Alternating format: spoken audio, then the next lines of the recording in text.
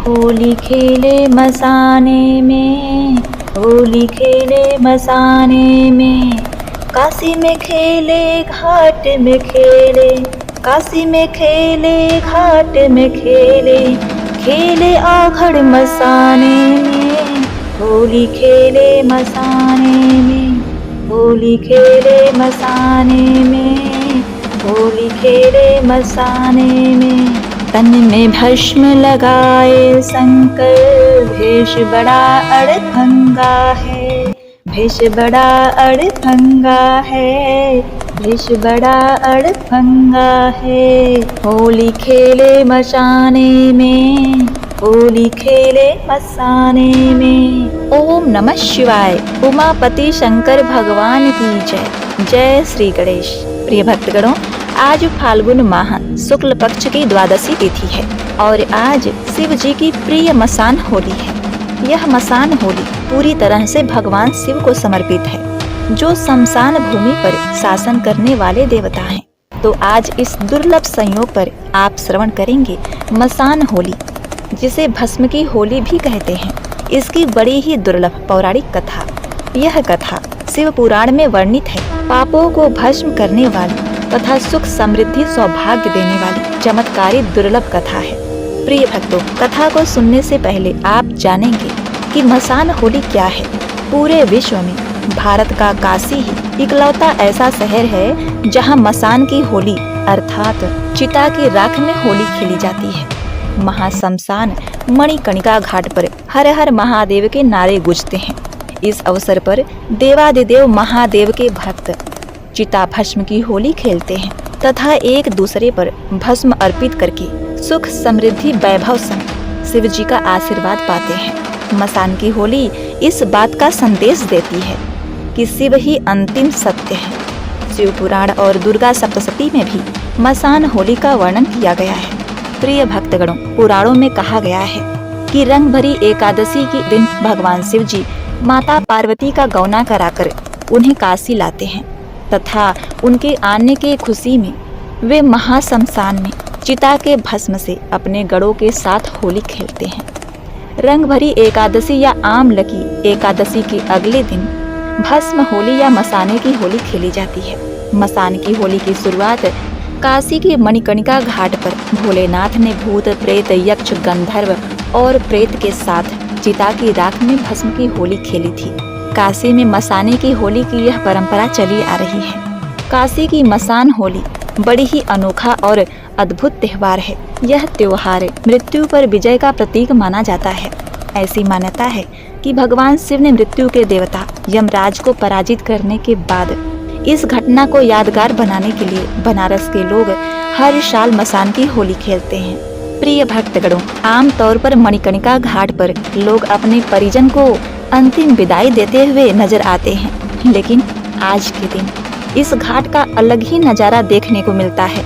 यहाँ भगवान शिव के भक्त चिताओं के बीच झूमते हुए और नाचते गाते चिता की भस्म से होली खेलते हैं। यह मसान होली न केवल मणिकर्णिका घाट पर खेली जाती है, बल्कि हरिश्चंद्र घाट पर भी अगले दिन खेली जाती है। मसान होली की शोभा यात्रा में डमरू के डम डम के बीच सब लेकर जाते लोग और जलती चिताओं के बीच चिता भस्म से होली खेलते लोगों का नजारा हैरान करने वाला होता है। काशी अपनी अनोखी परंपरा के लिए दुनिया में जाना जाता है। मसान होली की विशेष शोभा यात्रा में हजारों लोग शामिल होते हैं। प्रिय भक्तों, इस शोभा यात्रा में शामिल लोग यह भूल जाते हैं कि यह क्या है। हम कुछ नहीं जानते हैं, जो है सब बाबा मसान नाथ और विश्वनाथ का है। उनकी नगरी में हम आए हैं। लोग सबसे दूर भागते हैं, लेकिन यहाँ लोग आकर मसान की आँच में वहाँ के भस्म को अपने ऊपर डालकर अपने आप को सौभाग्यशाली और बड़े ही धनवान समझते हैं।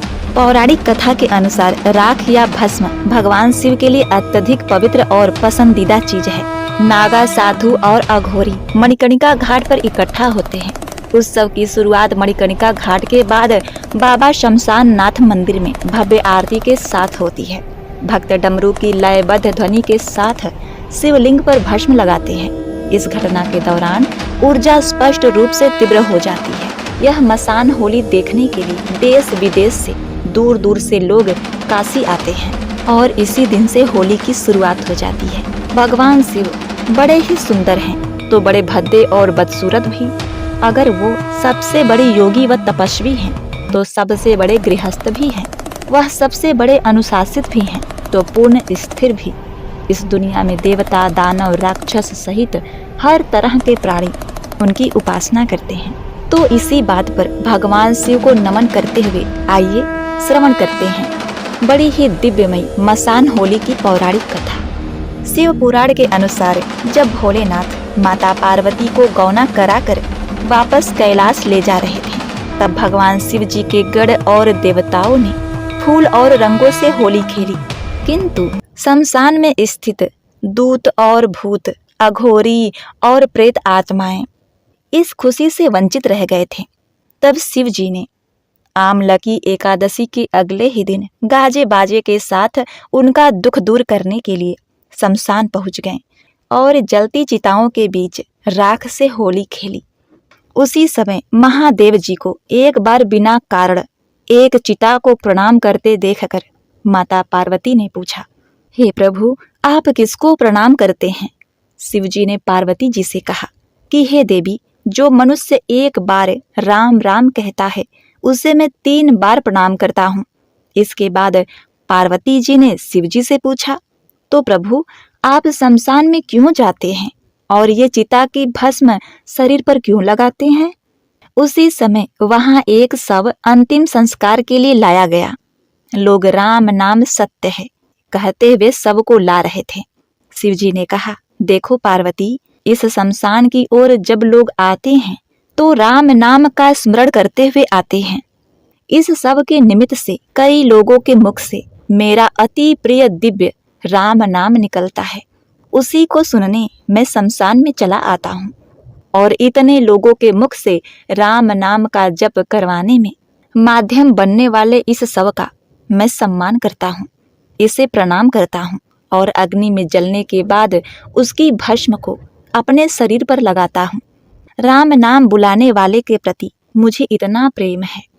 प्रिय भक्तगणों, इस प्रकार जब शिवजी माता पार्वती के साथ शमशान की होली खेल लेते हैं और अपने गणों के साथ वापस चलने लगते हैं, तो नारद जी ने कहा, हे प्रभु, इससे पहले कि आप कैलाश पहुँचे, मेरे एक प्रश्न का उत्तर दीजिए।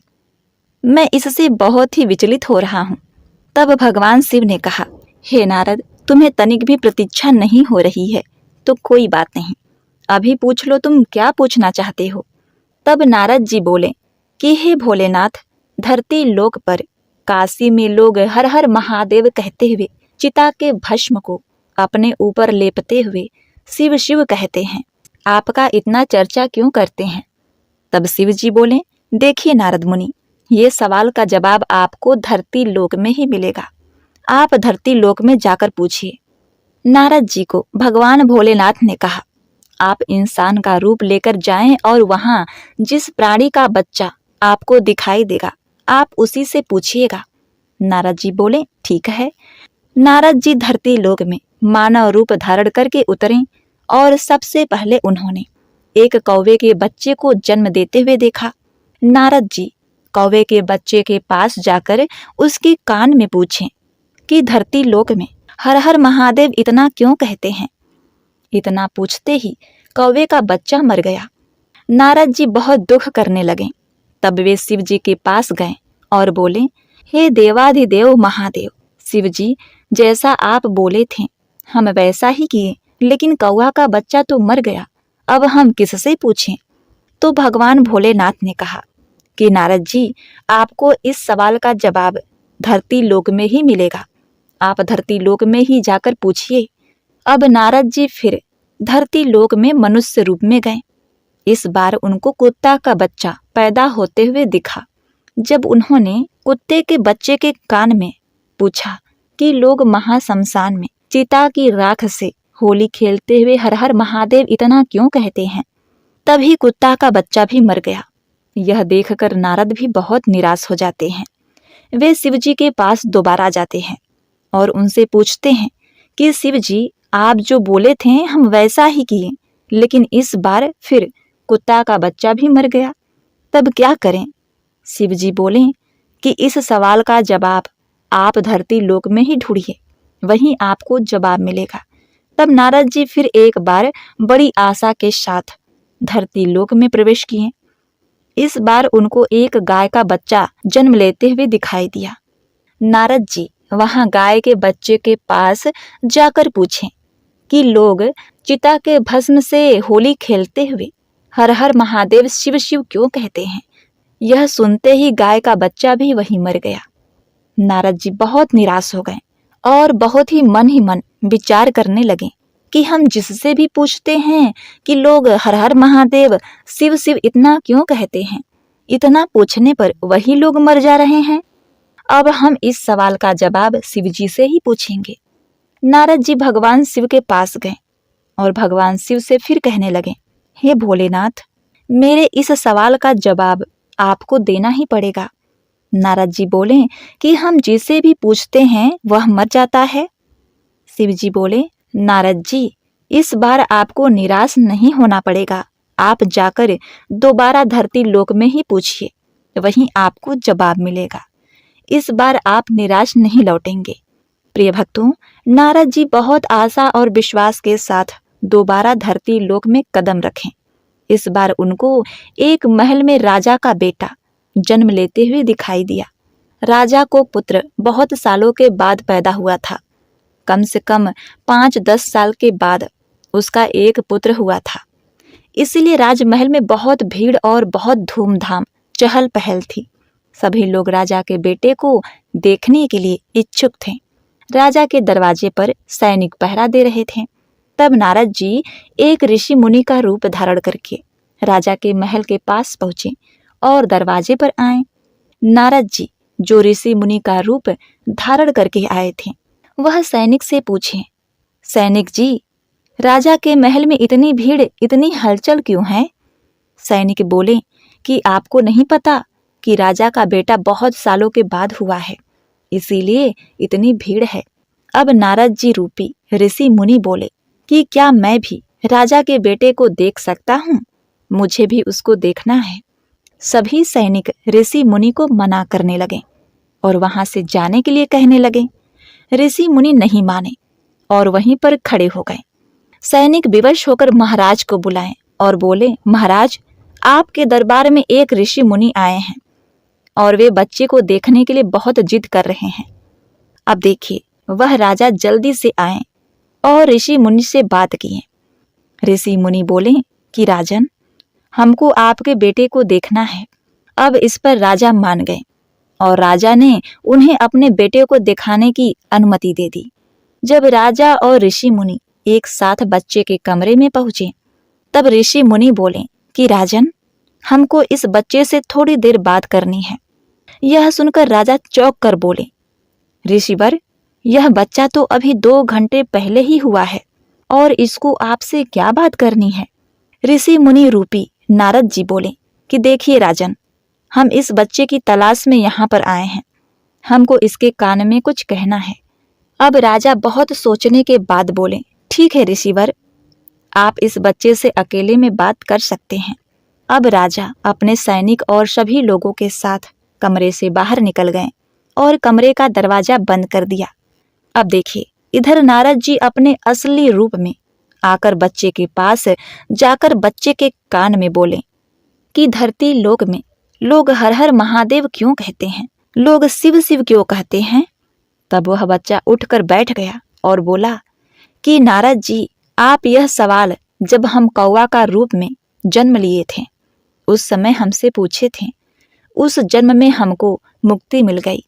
जब हम कुत्ता के रूप में जन्म लिए थे उस समय भी आप यही सवाल मेरे कान में पूछे थे और उस जन्म में भी हमको मुक्ति मिल गई थी। जब हम गाय के रूप में जन्म लिए थे, जो मुक्ति जन्म कहलाता है, उस जन्म में भी आप मेरे कान में यही सवाल पूछे थे और उस जन्म में भी हमको मुक्ति मिल गई थी। 3 जन्म में मुक्ति मिलने के बाद हमको मनुष्य के रूप में, इंसान के रूप में मेरा जन्म हुआ है, क्योंकि आप मेरे जन्म के साथ मेरे कान में शिव शिव हर हर महादेव का नाम ले रहे थे। इसीलिए तीनों जन्म में बहुत आसानी से मुक्ति मिल गई। इसीलिए लोग हर हर महादेव कहते हुए चिता के भस्म से होली खेलते हैं और हर जगह लोग हर हर महादेव कह के संबोधित करते हैं ताकि उनकी मुक्ति हो जाए। यह सुनकर नारद जी का रोंगटा खड़ा हो गया और नारद जी चौंक गए।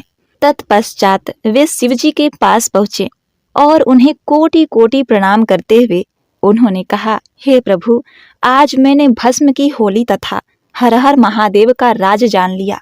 इतना कहने के बाद भगवान शिव जी का आशीर्वाद लेकर नारद जी देवलोक को प्रस्थान कर गए और भगवान भोलेनाथ माता पार्वती के साथ कैलाश पर जाने लगे। कैलाश पर्वत पर जाने के बाद भगवान भोलेनाथ ने माता पार्वती को प्रसन्न करने हेतु एक पौराणिक कथा सुनाई। हे पार्वती, जो इस कथा को सुनता है वह तुम्हारे तरह ही सौभाग्यवती होता है। उसके घर में सुख समृद्धि और शांति बनी रहती है। अवंतीपुरी उज्जैन में एक सदाचारी एवं चतुर ब्राह्मण अपनी पतिव्रता पत्नी के साथ रहता था। ब्राह्मण पत्नी सदैव पति की आज्ञा का पालन करती थी। उसके 2 पुत्र थे जिनके नाम सुनिधि और देवनिधि थे। सुनिधि अपने माता पिता का आज्ञाकारी और छोटा पुत्र देवनिधि वेद शास्त्र का पारंगत होते हुए भी दुर्व्यवहार वाला वेश्यागामी था।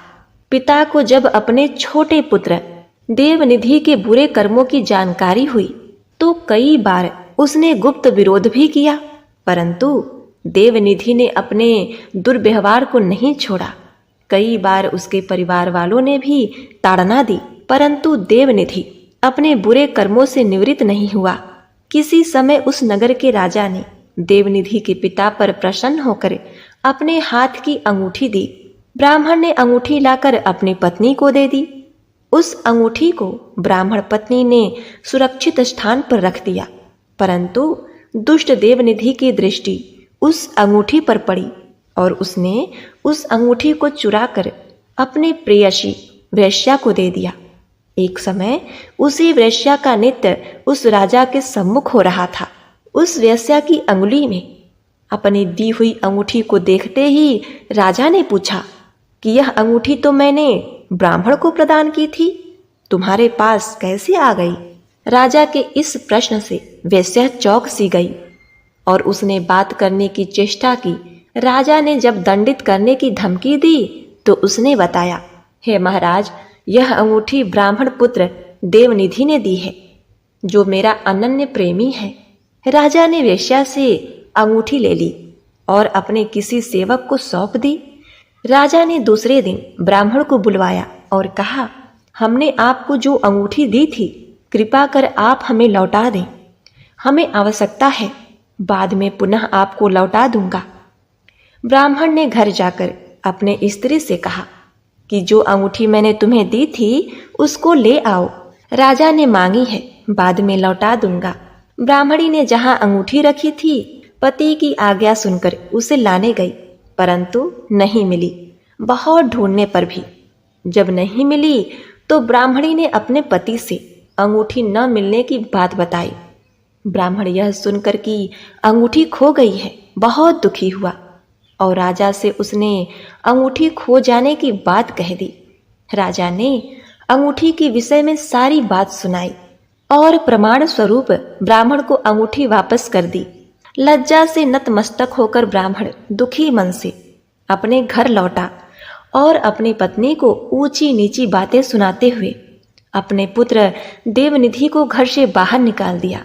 घर से निकाल दिए जाने के पश्चात देवनिधि कुछ समय इधर उधर घूमता रहा और जब वह दयनीय स्थिति में अपनी प्रेमिका गणिका के घर पहुंचा, तब गणिका ने भी उसको अपमानित करके अपने यहाँ से चले जाने के लिए कह दिया। संयोगवश उसी दिन परम पवित्र महाशिवरात्रि का व्रत था। कोई धनी मनी वैश्य शिव मंदिर में पूजन के लिए फल पुष्प एवं भोग सामग्री लेकर मंदिर जा रहा था। देवनिधि उस धनी वैश्य को शिव मंदिर के शिव पूजा के लिए जाते हुए देखकर अत्यंत ही प्रसन्न हुआ और मन ही मन सोचने लगा कि जब यह शिव पूजन करके चला जाएगा तब मैं भगवान शिव पर चढ़ाई गई भोग सामग्री का भक्षण कर अपनी भूख को शांत करूंगा। ऐसा सोचकर उस धनी वैश्य के पीछे पीछे चल पड़ा। वैश्य ने मंदिर में जाकर विधिवत भगवान शिव का पूजन किया। वहां और भी संत महात्मा, सत्पुरुष और नर नारी भगवान शिव की पूजा कर रहे थे। पूजा आदि समस्त कार्यों को देवनिधि देख रहा था और सोच रहा था कि अब ये लोग यहाँ से हटें कि मैं नैवेद्य आदि का भोग भक्षण करूं। ऐसा मन में विचार करके देवनिधि ने अपने इच्छा पूर्ति के लिए रात्रि जागरण कर लिया। मंदिर में उपस्थित लोग भगवान शिव की प्रथम पहर की पूजा समाप्त करके अपने अपने स्थान को चले गए और कुछ वहां पर सो गए। देवनिधि मंदिर में शयन करते हुए लोगों को निद्रा अवस्था में जानकर शिव जी पर चढ़े मिष्ठान के लिए धीरे धीरे शिव की मूर्ति के समीप आ गया। उस समय जलते हुए दीपक का प्रकाश भी कुछ मंदसा हो गया था। भगवान आशुतोष शिव के ऊपर दीपक की छाया होने के कारण जो सामग्री भक्तों द्वारा चढ़ाई गई थी वह स्पष्ट दिखाई नहीं पड़ रही थी।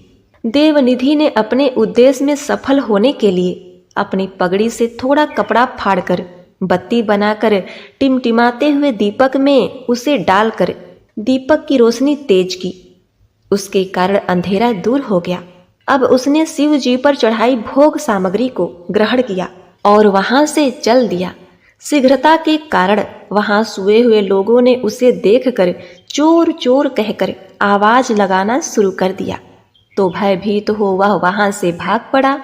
चोर चोर की आवाज सुन राजनियुक्त पहरेदार भी वहां उपस्थित हो गए और उसे भागता हुआ देखकर पहरेदारों ने उसका पीछा किया तथा उसे रोकने के लिए अपने धनुषों से निशाना साधते हुए बाण छोड़ दिए। बाण लगने के कारण वह दुष्ट देवनिधि घायल होकर वहीं भूमि पर चिल्लाता हुआ गिर गया। हे ऋषिगण, देवनिधि जमीन पर गिरते ही मर गया। भगवान शंकर की असीम अनुकंपा से, अज्ञानता से उसका व्रत और रात्रि जागरण भी पूरा हो गया। देवनिधि के मृत होते ही तत्क्षण यमदूत एवं आशुतोष भगवान शिव के गढ़ देवनिधि की आत्मा को ले जाने के लिए वहां आ गए।